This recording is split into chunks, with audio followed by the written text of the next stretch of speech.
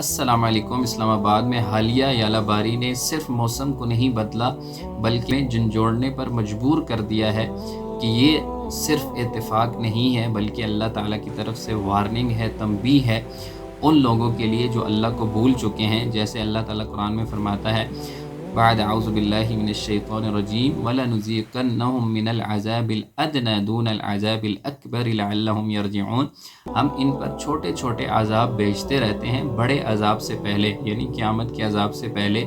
کیوں؟ لَعَلَّهُمْ يَرْجِعُونَ، تاکہ اللہ کی طرف لوٹ آئیں۔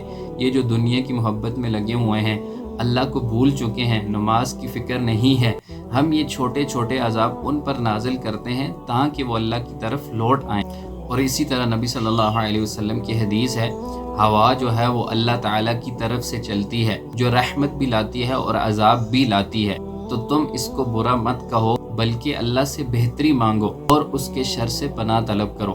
اس لیے جب آپ ایسے مناظر دیکھیں، اللہ سے ڈریں اور یاد رکھیں کہ آپ نے ایک دن اس دنیا سے چلے جانا ہے، صرف اور صرف اللہ باقی رہے گا۔